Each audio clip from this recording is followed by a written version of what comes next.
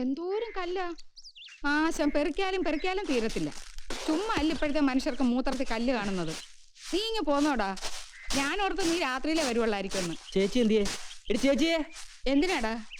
അമ്മയും ചേച്ചിയും കൂടി ഇതൊന്ന് വേഗം കറിയാക്കാൻ നോക്ക്. അണ്ടൂർ കോണം സദാശിവൻ സാർ ഇന്ന് ഉച്ചയ്ക്ക് ഉണ്ണാൻ വരും. അയ്യോ, അവരൊക്കെ നമ്മുടെ വീട്ടിൽ നിന്ന് ഉണ്ണോടാ? അണ്ടൂരാന് മാത്രമല്ല, നാളത്തെ പ്രധാനമന്ത്രിക്ക് വരെ അമ്മയുടെ ഈ പൊന്നു കൈകൊണ്ട് വിളമ്പി ഉണ്ണാനുള്ള യോഗം വരും. അയ്യടാ, തന്നെത്താനെ ഉണ്ടോളൂ?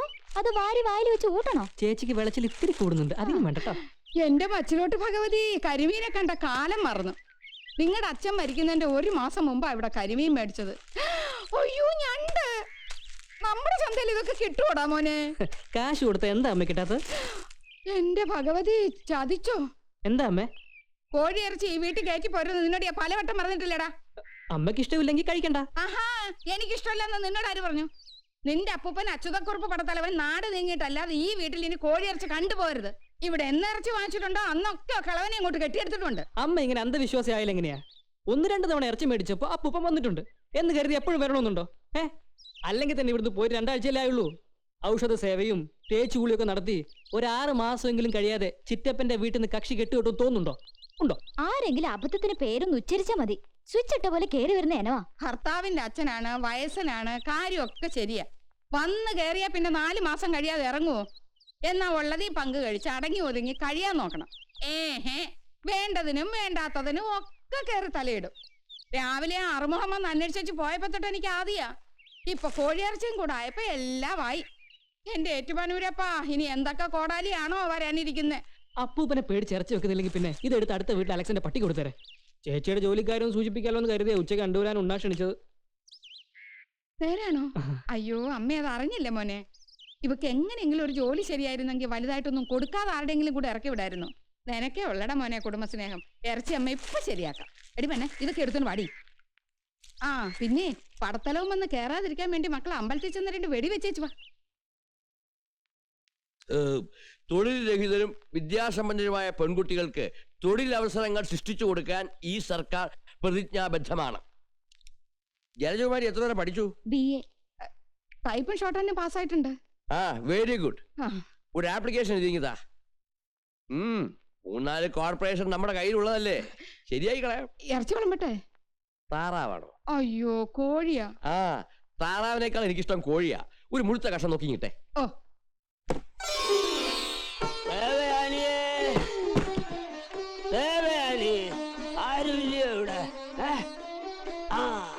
ഊണ് കഴിച്ചു കാണുമെന്ന് ഞാൻ ശങ്കിച്ചു. ഇല്ല, കൃത്യസമയത്തിൽ തന്നെ എത്തി. തപ്പിടി. ഓഹോഹോ, എന്റെ ശ്രീപത്മനാഭ, എത്ര കൂട്ടം കറികളാ! ഇതറിഞ്ഞിരുന്നേ ഞാൻ വയറിളക്കിയേച്ചും വരുമായിരുന്നല്ലോ. ആഹാ, കോഴിക്കറി ഉണ്ടോ? നീ എങ്ങനെ അറിഞ്ഞു ദേവയാനിയെ ഞാൻ ഇന്ന് വരുമെന്ന്? ഇതിനാ പറയുന്നത് മനപ്പൊരുത്തമെന്ന്. കേട്ടോ കൊച്ചനെ, എന്നെ മനസ്സിലായില്ലേലും എനിക്കാളെ മനസ്സിലായി. ഞാൻ അവിട്ടം തിരുന്നാൾ അച്യുതക്കുറുപ്പ്, വലിയ പടത്തലവൻ. എവിടെ അപ്പൂപ്പനാ? ഒറ്റയ്ക്കേ ഉള്ളോ? വീട്ടുകാരും വന്നില്ലയോ? ഇല്ല. ആദ്യത്തെ കാഴ്ച ഒറ്റയ്ക്കാവുന്ന നല്ലത്. ഇട്ടപ്പെട്ടയ്ക്ക് മതിയല്ലോ വീട്ടുകാരെ കൊണ്ട് കാണിക്കുന്നത്. ഇദ്ദേഹം ആരാണെന്ന് വെച്ചാ അച്ഛനെ സംസാരിക്കുന്നേ? നീ മിണ്ടരുത് ദേവയാനി, മിണ്ടരുത്. ഇവിടെ ഇങ്ങനൊരു ചടങ്ങ് നടക്കുമ്പോ 2 ദിവസം മുമ്പ് എന്നെ അറിയിച്ചാലെന്താ? തേങ്ങു ആവുവോ? എവിടെ അച്ഛനെ ചത്തിട്ടുള്ളൂ. കൈക്കും കാലിന് സ്വാധീനമുള്ള 2 ആമക്കളെ കൂടി നിനക്ക് തന്നേ ചെല്ലു അവൻ പോയത്. അവന്മാരുടെ ഒരുത്തിനെ അങ്ങോട്ട് പറഞ്ഞയക്കാൻ മേലായിരുന്നോ? ആ പ്രകാരം പറഞ്ഞിട്ട് വേണോടി ഞാൻ ഇത് അറിയാൻ. നീ ഉണ്ണടാ കൊച്ചനെ, ഞങ്ങൾ കുടുംബകാര്യം പറഞ്ഞതാ. നമുക്ക് ഊണ് കഴിഞ്ഞിട്ട് വിസ്തരിച്ച് സംസാരിക്കാം. ഉണ്ണുന്നതിനിടെ സംസാരിച്ചാലേ ഊണിനോടുള്ള ആത്മാർത്ഥത കുറയും. നീ എന്തുവാടിയെ ദേവയാനിയെ പന്തം കണ്ട പെരിച്ചാഴ പോലെ നിൽക്കുന്ന? ചോറ് വിളമ്പടിയേ? അല്ല പിന്നെ.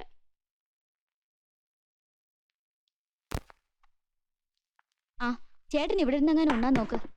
അവരെണീക്കാനിരുന്ന ഇന്ന് സ്റ്റേഷനിൽ പോക്കുണ്ടാവില്ല. നേതാക്കന്മാരെ കഴിച്ചിട്ട് ബാക്കി ഉണ്ടെങ്കിൽ മതിയായിരുന്നല്ലോ. എന്നാൽ ഇന്ന് പട്ടിണി കിടക്കേണ്ടി വരും.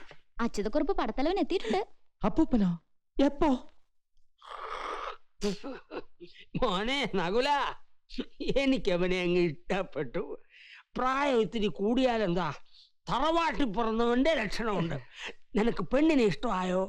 അയ്യോ അപ്പൂപ്പ, അണ്ടൂരാൻ സാർ ദൂരാൻ അണ്ടൂരാൻ സാറ് പെണ്ണ് കാണാൻ വന്നൊന്നുമല്ല. പിന്നെ സാറ് ഞങ്ങളുടെ ഇസഡ് കോൺഗ്രസിന്റെ ജില്ലാ കമ്മിറ്റി പ്രസിഡന്റാ. ഞാൻ ഊണ് കഴിക്കാൻ വിളിച്ചതാ. ഞാൻ പറഞ്ഞത് ഇപ്പൊ എന്തായി? മൂപ്പില എന്നെ തെറ്റിദ്ധരിച്ചിരിക്കുക. മൂപ്പിൽ അതിന്റെ തന്തയാടാ. നിന്നോട് ആര് പറഞ്ഞടാ ഈ രാഷ്ട്രീയ കൂഷ്മാണ്ടത്തിനെ പിടിച്ച് വീട്ടിൽ കയറ്റാൻ? എവന്റെ മുഖം കണ്ട അറിയത്തില്ലയോ കള്ളരാന്ന്? നീയൊക്കെ കൂടി നാടോ കട്ടുമുടിച്ചു. ഇപ്പൊ വീടുകൾ കയറി ഇറങ്ങി നടക്കുക തിന്നു മുടിക്കാൻ. മര്യാദക്ക് സംസാരിച്ചില്ല നീ എന്നെ അപ്പൂപ്പ ഒന്ന് എന്താ നീ ഇവിടെ ഉണ്ടായിരുന്നോ? പോലീസുകാരനൊരുത്തൻ അകത്തിരുന്നിട്ടാണോ ഈ അലവലാതിയെ വീട്ടിൽ വിളിച്ചിട്ട് സൽക്കരിച്ച്? എന്തിനാടാ നീ പോലീസ് എന്നും പറഞ്ഞ് നടക്കുന്നത്? പ്രായമായ ഒരു പെങ്കൊച്ചുള്ള വീടായത്. യവന്മാരാണ് അമ്മയും പെങ്ങളും തിരിച്ചറിയാത്ത ജനവും. അച്ഛൻ ഇത് എന്തിന്റെ എനക്കേടാ? വീട്ടിൽ വന്ന ഒരാളെ ഇങ്ങനെ അപമാനിക്കരുത്. ജലജിക്ക് ഒരു നീ മിണ്ടരുത്. അകത്ത് പോകാനാണ് പറഞ്ഞത്. ആണുങ്ങൾ സംസാരിക്കുന്നത് പെണ്ണുങ്ങൾക്ക് എന്താ കാര്യം? അച്യുത കുറുപ്പിന്റെ തറവാട്ടിലെ പെണ്ണുങ്ങൾ വാതലിന്റെ പുറകെ മറിഞ്ഞു നിന്നിട്ടേ ഉള്ളൂ. പുറത്തുകൊണ്ട് കളയട ആശ്രീരത്തിനെ. നിങ്ങളെ മിഴിച്ചു നോക്കുന്നേ. അകത്ത് പോടി. അല്ല പിന്നെ വേറൊന്നും വിചാരിക്കരുത്. അപ്പൂപ്പനൊരു തികഞ്ഞ രാജഭക്തനാ. ഈ രാജഭരണം അവസാനിപ്പിച്ചതും രാജാക്കന്മാരുടെ പ്രിവി പേഴ്സ് നിർത്തലാക്കിയതും രാഷ്ട്രീയക്കാരായതുകൊണ്ട് അവരെ കാണുന്നതേ ചതുർത്ഥിയ. നിങ്ങളൊക്കെ വെറും നാറികളെ. എന്നാ പുള്ളിയുടെ അഭിപ്രായം അങ്ങയുടെ കയ്യിലിരുന്ന് എന്താണെന്ന് ശ്രദ്ധിച്ചോ? അത് വടിയല്ല, വടിവാള. അത് ഊരിയ പിന്നെ രക്തം കാണാതെ ഉറയിലോട്ട് തിരിച്ചിടില്ല. അതുകൊണ്ട് ഇവിടുത്തെ ക്രമസമാധാന നില താറുമാറാകുന്നതിന് മുമ്പ് സാർ ഇവിടുന്ന് വേഗം പൊക്കോ. എനിക്ക് അങ്ങനെ പേടിയൊന്നുമില്ല. പക്ഷെ നകുലന്റെ വീടായി പോയല്ലോ എന്ന് ഓർത്തിട്ടാ. അല്ലെങ്കിൽ നീ ചൗരം ചെയ്ത് കളയോടാ. പോടാ സർവ തുറന്നു പറയുന്നത് കൊണ്ടൊന്നും തോന്നരുത്. അപ്പൂപ്പൻ ഇതുവരെ ചെയ്ത ഒരു കാര്യം എനിക്ക് ഇഷ്ടപ്പെട്ടിട്ടില്ല. പക്ഷെ ഇപ്പൊ ചെയ്തത് എനിക്ക് അങ്ങ് സുഖിച്ചു. നീ എന്തിനാടാ പോലീസ് എന്നും പറഞ്ഞ് നടക്കുന്നത്? ആ ചീളിനെ ഇറക്കി വിടാൻ ഒരു പടത്തലവൻ വരേണ്ടി വന്നില്ലയോ? അപ്പൂപ്പ, ഞാൻ സ്റ്റേഷനിലേക്ക് പോവാണ്. ഒരു പിടികിട്ടാ പുള്ളിയെ തപ്പാനുണ്ട്. ഞാൻ മടങ്ങുന്നവരെ കാക്കണ്ട. സന്ധ്യക്ക് മുമ്പ് അപ്പൂപ്പൻ ഇവിടുന്ന് തിരിക്കുകയാണെങ്കിൽ ബസ്സിൽ അധികം തിരക്കുണ്ടാവില്ല. അതൊന്നും ഓർത്ത് എന്റെ മക്കള് വിഷമിക്കണ്ട. അപ്പൂപ്പൻ കാത്തിരിക്കാം. മക്കളെ, ഞാൻ ഇങ്ങോട്ട് വരുന്ന വഴിക്ക് ചുക്കറകണ്ണം പാക്കരന്റെ കടയിൽ നിന്ന് അച്ചപ്പവും അരിയുണ്ടയും ലഡുവും ജിലേബിയും ഒക്കെ വാങ്ങിച്ചിരുന്നു. കണക്കൊന്നും ഞാൻ ചോദിച്ചില്ല. ചക്രം നീ തരുമെന്ന് ഞാൻ അവനോട് പറഞ്ഞു. കൊടുത്തേക്കണേ. എന്നിട്ട് അരിയുണ്ടേ അച്ചപ്പൊക്കെ എവിടെ? അത് ഞാൻ അപ്പോഴേ അവിടെ വെച്ചേ തിന്നു. മക്കൾക്ക് വേണമായിരുന്നോ? വേണ്ട, വയറ് നിറഞ്ഞു. ഒച്ചത്തിൽ സംസാരിച്ചിട്ടാണോന്ന് അറിയില്ല. ഉണ്ടത് ദഹിച്ച്. ദേവേനിയേ, ചോറ് മിച്ചം ഇരിപ്പുണ്ടോടി? കൊണ്ടുപോട്ടെ. തല ഇതിനകത്തോട്ട് ഇറക്കി വെച്ചിരിക്കാൻ പറ. അങ്ങനെയെങ്കിലും മനുഷ്യന് ഇത്തിരി സ്വൈര്യം കിട്ടട്ടെ.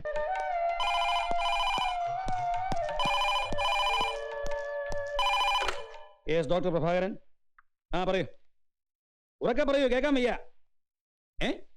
താനും കാട്ടുന്നോ? മനസ്സിലായി. വ്യാസ ഫാർമസി അല്ലേ? പിന്നെ നമ്മുടെ പ്രോഡക്ട്സിന്റെ മൂവ്മെന്റ്സ് ഒക്കെ എങ്ങനെ ഇരിക്കുന്നു?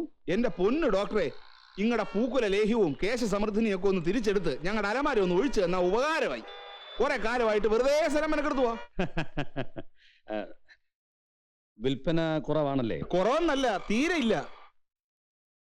പിന്നെ നമ്മുടെ ആ ഊർജ 35 എങ്ങനെയുണ്ട്? ആ പെട്ടി പൊട്ടിച്ചതേ ഇല്ല. എന്താണെന്നറിയില്ല, ഡോക്ടറുടെ കമ്പനിയുടെ പ്രോഡക്ട്സിനോട് കസ്റ്റമേഴ്സിന് തീരെ ഇൻട്രസ്റ്റ് ഇല്ല. ബിസിൽ പഠിക്കുന്നില്ല പണ്ടാരം. ബിസില് അതിവിടെ പണ്ടാരം ഇവിടെ പറഞ്ഞതാ. അതെ, ഞാനത് വേണ്ട പോലെ ചെയ്യാം. ഞാൻ അങ്ങോട്ട് വിളിക്കാം. പ്രഭാകര. എത്തി. നീ ഇതവിടെ എന്തോ ചെയ്യുവാ? അല്ല, അച്ഛൻ എന്താ വേണ്ടേ? മണി 4 കഴിഞ്ഞു. ചായ കിട്ടിയില്ലായിരിക്കും. അല്ല, അറിയാൻ മേലായിട്ട് ചോദിക്കുക. അച്ഛൻ അങ്ങോട്ട് വന്ന് ഒരു ഗ്ലാസ് ചായ ഇട്ട് കുടിച്ചാൽ എന്താ കുഴപ്പം? രാവിലെ തുടങ്ങിയ പണിയാ. ഇതുവരെ മൂടറിപ്പിച്ചുള്ള തിരുന്നിട്ടില്ല. ഒരു വേലക്കാരി ഇല്ലാന്ന് കരുതി മനുഷ്യനെ ഇങ്ങനെ ഇട്ട് അങ്ങോട്ട് ഒഴുകിയരുത്. അതിന് ജോലിക്കാരെ പറഞ്ഞു വിട്ടേ ഞാനല്ലല്ലോ, നിന്റെ ഭാര്യയല്ലേ? അതിനാരാ കാരണക്കാരൻ? അതിന് കാരണക്കാരൻ വെള്ളിയണ്ണൻ അല്ലാതെ. അഭിനന്ദന എന്റെ ഭാര്യ കുറ്റപ്പെടുത്തുന്നേ? അയ്യോ, നിന്റെ ഭാര്യയെ പറ്റി ഒന്നും പറഞ്ഞില്ലേ? എടാ, വെള്ളിയണ്ണൻ ചോദിക്കുന്നതല്ല അപ്പം വെച്ചു വിളമ്പി കൊടുത്താ നിന്റെ ഭാര്യ എന്നല്ല, ഏത് പെണ്ണാണേലും ജോലിക്കാരത്തെ പറഞ്ഞയക്കും. ഏതായാലും പണത്തിലവന് കുറച്ചു നാളത്തേക്ക് ഇങ്ങോട്ടില്ല. എടാ, ജലജയുടെ കല്യാണക്കാര്യം നീ പറഞ്ഞത് കള്ളത്തരമാണെന്ന് വെളിയണ്ണൻ അവിടെ ചെന്നപ്പോഴേ മനസ്സിലായി. ചൊറിയുന്ന വർത്താനം ഇപ്പൊ പറയരുത്. നിങ്ങൾ എല്ലാവരും കൂടെ ചേർന്ന് എന്നെ കൊണ്ട് ചെയ്തിട്ട് എന്താ മോളെ? അതെ, വരുന്നു. ഇതേ ഒരു കാര്യം ഞാൻ പറഞ്ഞേക്കാം, എനിക്കിവിടെ കിടന്ന് എല്ലാ പണിയും കൂടെ ചെയ്യാൻ പറ്റുകയല്ല. ഞാൻ ഇന്ന് തന്നെ പോയി ആ വേലക്കാരി ഞാൻ വിളിച്ചുകൊണ്ട് ഞാൻ തീരുമാനിച്ചിരിക്കുക.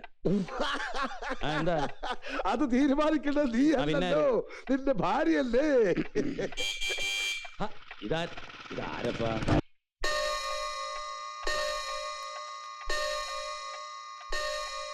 ഡോക്ടറെ ഒന്ന് കാണണം. ആയുർവേദമോ അലോപ്പതിയോ? ഏതാ നല്ലത്? സാവകാശമുണ്ടോ? അതെന്താ അങ്ങനെ ചോദിച്ചത്? ആയുർവേദമാണെങ്കിൽ സമയമെടുക്കും, അലോപ്പതി ആണെങ്കിൽ പെട്ടെന്ന് കഴിയും. ആയുർവേദ ഡോക്ടർ എന്റെ മോന പ്രഭാകരൻ, അലോപ്പതി അവന്റെ ഭാര്യ ഡോക്ടർ ഹേമലത. അലോപ്പതി മതി. അതെ, ഡോക്ടർ ഹേമലത ഒരു ദിവസം 10 രോഗികളിൽ കൂടുതൽ നോക്കാറില്ല. ജില്ലാശുപത്രിയിലെ ജോലി കഴിഞ്ഞ് അവൾ വളരെ ക്ഷീണിച്ചാ വരുന്നേ. ഇന്നത്തേക്കുള്ള 10 കൂപ്പണും കൊടുത്തുപോയി. ആയുർവേദം മതിയെങ്കിൽ ധാരാളം ഉണ്ട്. വേണ്ട, ഞങ്ങൾ നാളെ വന്ന് കണ്ടോളാം. ആ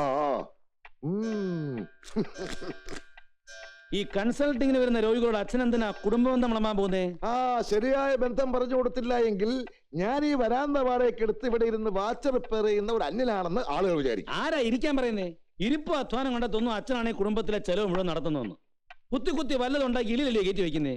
അച്ഛാ, ഈ കുടുംബത്തിന് വേണ്ടി 5 പൈസ ചെലവാക്കാറുണ്ടോ? 5 പൈസ പിന്നെ നീയാ ചെലവാക്കുന്നേ?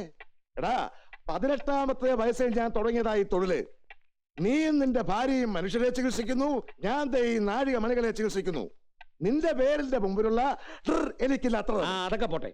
ഈ വരുന്ന രോഗികളോടൊക്കെ എന്തിനാ ആയുർവേദത്തിന്റെ ടോക്കൺ ഇഷ്ടം പോലെ ഇരിപ്പുണ്ടെന്ന് പറയുന്നേ? ചെലവാകട്ടെ എന്ന് വെച്ചാ ഇന്ന് ചെലവാതെ എത്രയാണെന്ന് അറിയാവൂ? 2. എന്താ കാര്യം? ബുദ്ധിയുള്ളവർ മാത്രമേ ആയുർവേദത്തിന് വരത്തുള്ളൂ. ബുദ്ധിയുള്ള ആൾക്കാർ നാട്ടിൽ കുറവാ, ഈ വീട്ടിലും. വരും. എന്തിനാ ഇങ്ങനെ വാ വിളിക്കുന്നേ? ഞാൻ പറഞ്ഞില്ലല്ലോ. എവിടെ ചെന്നാലും ഡോക്ടർമാര് വാ തുറക്കാനല്ലേ പറയാ. അതുകൊണ്ട് അഡ്വാൻസ് ആയിട്ട് പൊളിച്ചെന്നേ ഉള്ളൂ. അതിന്റെ കാര്യമൊന്നുമില്ല. മുഖം കണ്ടാല് ആയുർവേദം രോഗം നിശ്ചയിക്കും.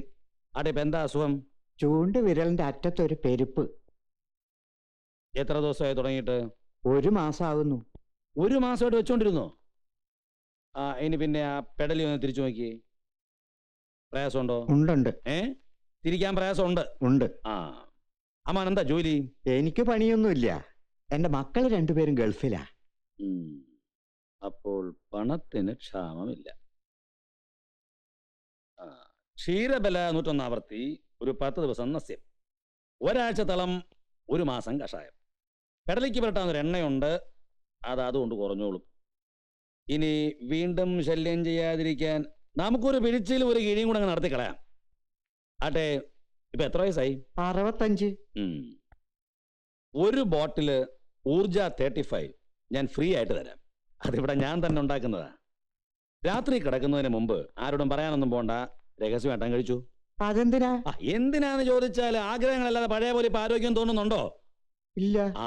ഇത് ദിവസവും ഓരോന്ന് കഴിച്ചാല് ഇപ്പോഴത്തെ ചെറുപ്പക്കാരെ പിള്ളേരെ മാതിരി അങ്ങോട്ട് ഒരു പുതിയ ജീവിതം കൈവരും. മനസ്സിലായി. ഇതിനെല്ലാം കൂടി എന്ത് ചെലവ് വരും? ഇതിനെല്ലാം കൂടെ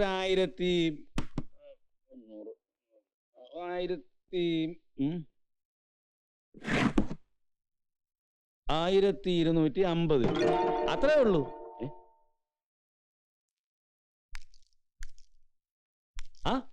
സഹദേവനോ? വാ, നിനക്കെന്താ അസുഖം? ദൈവം സഹായിച്ച് തൽക്കാലം അസുഖമൊന്നുമില്ല. എന്റെ കുടുംബത്തിനോട് എന്താണ് ഇത്ര വൈരാഗ്യം? ബന്ധുക്കൾ തമ്മിൽ എന്തെങ്കിലും പ്രശ്നങ്ങൾ ഉണ്ടായിട്ടുണ്ടെങ്കിൽ അതങ്ങ് പറഞ്ഞു തീർക്കണം. അല്ലാതെ സ്നേഹം നടിച്ച് പ്രതികാരം വീട്ടുന്നത് അന്തസ്സുള്ള തറവാട്ടുകാർക്ക് യോജിച്ചതല്ല. പറയട്ടെന്ന്. ഞാൻ എന്ത് പ്രതികാരം ചെയ്തെന്നാണ് ഈ പറയുന്നേ? എന്ത് ചെയ്തെന്നോ? എന്തിനാണ് കള്ളം പറഞ്ഞ അപ്പൂപ്പനെ അങ്ങോട്ട് അയച്ചത്? വല്യച്ഛൻ പിന്നെ അവിടെ അല്ലയോ നിൽക്കേണ്ടത് എന്ന് ഏത് പീനൽ കോഡിലാ പറഞ്ഞിരിക്കുന്നത്? 892 പൂർണ്ണചന്ദ്രനെ കണ്ട മനുഷ്യനാ. ഏത് നിമിഷവും എന്തും സംഭവിക്കാം. ഇവിടെ ആവുമ്പോ 2 ഡോക്ടർമാരുള്ള വീടല്ലേ? ചേടാ സഹദേവ, വല്യച്ഛനെ ഇവിടെ നിർത്തുന്നതിൽ സത്യം പറഞ്ഞാൽ എനിക്ക് യാതൊരു വിരോധമില്ല. മാത്രമല്ല എനിക്ക് വലിയ ഉപകാരിയുമാ. ഞാൻ ഉണ്ടാക്കുന്ന ഈ മരുന്നുകളെല്ലാം ആദ്യം പരീക്ഷിച്ചു നോക്കുന്നത് മൂപ്പരില്ല.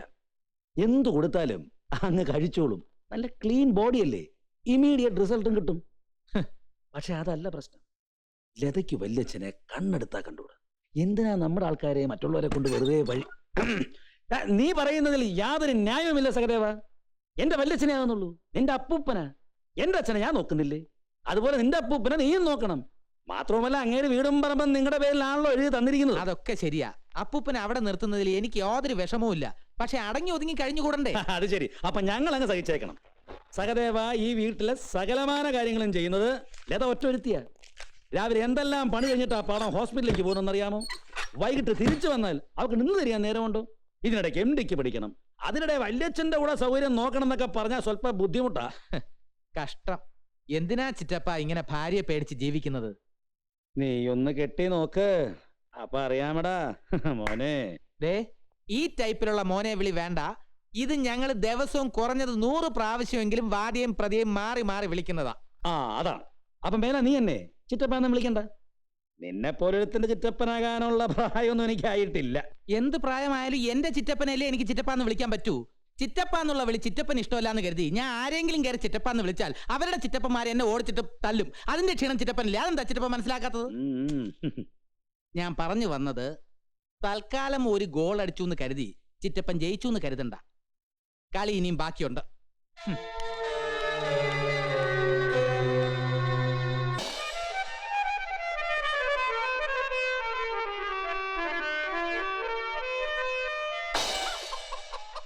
അന്ധകാരം, അമാവാസിയിലെ അന്ധകാരം, കരിക്കട്ട പോലെ കട്ട പിടിച്ച കൂരിരുട്ട്, മധുര 17കാരിയുടെ ജലദോഷം പോലെ ചന്നം ഭിന്നം പെയ്തുകൊണ്ടിരുന്ന ചാറ്റൽ മഴ, ഉട്ടോപ്പിയയിലെ ഒരു ഊടുവഴി, അകലെ വളവിൽ ഒരു പൊട്ടുപോലെ മോട്ടോർ ബൈക്കിന്റെ വെളിച്ചം പ്രത്യക്ഷമായി. ഏകാന്തതയുടെ അപാര തീരം പോലെ നഗരം വിജനമായിരുന്നു. അന്തിക്കുർബാന കഴിഞ്ഞ ആളുകൾ തെരുവിന്റെ ഓരം പറ്റി മെല്ലെ മെല്ലെ തിങ്ങി ഞെരിങ്ങി ഉരുമ്മി നീങ്ങിക്കൊണ്ടേയിരുന്നു. വിജനമെന്ന് പറഞ്ഞാൽ ജനമില്ലെന്നാണ് അർത്ഥം.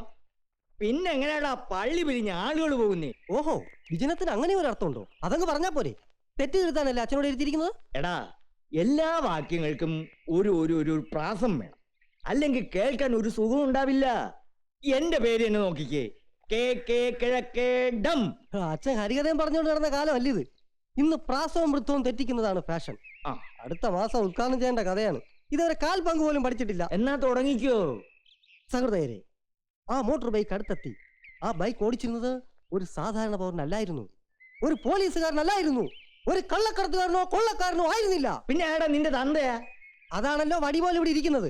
അഭിപ്രായം പറഞ്ഞാ മതി, കഥയിൽ ചോദ്യം വേണ്ട. പ്രേക്ഷകരെ, ആ ബൈക്കിൽ സഞ്ചരിച്ചിരുന്ന ചെറുപ്പക്കാരൻ പിന്നെ ആരായിരുന്നു?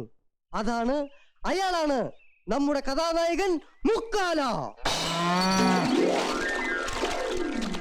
അയ്യോ അയ്യോ എന്റെ ഭഗവതി, അയ്യോ എന്റെ മോളെ, നിനക്ക് എന്ത് പറ്റിരി? അയ്യോ അയ്യോ. ആ സമയം ഒരു കൊടുങ്കാറ്റ് പോലെ അവൾ പാഞ്ഞു വന്നു. മാന്തളിര് പോലെ മനോഹരമായ അവളുടെ മുഖം മത്തങ്ങ പോലെ വീർത്തു. സ്ത്രീക്ക് ഇങ്ങനെ ഒരു മുഖം. നീ എന്തുവാടി കാണിച്ചേ? സ്ത്രീക്ക് ഇങ്ങനെ ഒരു മുഖം ഉണ്ടെന്ന് കാണിച്ചു കൊടുക്കുമായിരുന്നു. 5 ലിറ്റർ പാലാ പശു തട്ടിക്കളഞ്ഞത്, അറിയാവോ? കലാബോധമില്ലാത്ത പശുക്കളെ കിട്ടുന്ന വിലക്ക് വിറ്റുകളെ നേരത്തെ നിന്നോട് പറഞ്ഞതല്ലേ ഞാൻ? കിട്ടുന്ന വിലക്ക് വിറ്റാലേ കഥ പറഞ്ഞ് തളരുമ്പോ ഇയാൾ എന്തോട് വെച്ച് ഞണ്ണും. പാലും മുട്ടയും വിറ്റ് കിട്ടുന്ന കാശ് കൊണ്ടാ ഈ വീട് കഴിയുന്നത്. അത് ഓർമ്മ വേണം. ആ പശുവിന്റെ അടിയും തൊഴിയും കൊണ്ട് എന്റെ മോളൊരു പരുവായി. ഓഹോ, ഇനി അച്ഛനും മോനും കൂത്തു പഠിക്കണേ വേറെ സ്ഥലം നോക്കിയോളാം. അയ്യോ അമ്മ, ഇത് കൂത്തല്ല, കഥാപ്രസംഗമാ. ഇത്ര നാളായിട്ട് അമ്മയ്ക്ക് മനസ്സിലായില്ലേ? അയ്യോടാ, ഇത് അന്നാടാ കഥാപ്രസംഗം. നിങ്ങളുടെ ഓരോരോ കഥകൾ കേട്ടെന്റെ പശുവിന്റെ പോലും കറവ് പറ്റി. 12 ലിറ്റർ കറന്നുകൊടുന്ന പശു, അറിയാവോ? എടി ഉണത്തെ, എന്റെ മോന്റെ മനോവീര്യം കെടുത്താതെ നിന്റെ മോളെയും വിളിച്ചോണ്ട് നീ അകത്തോട്ട് പോ.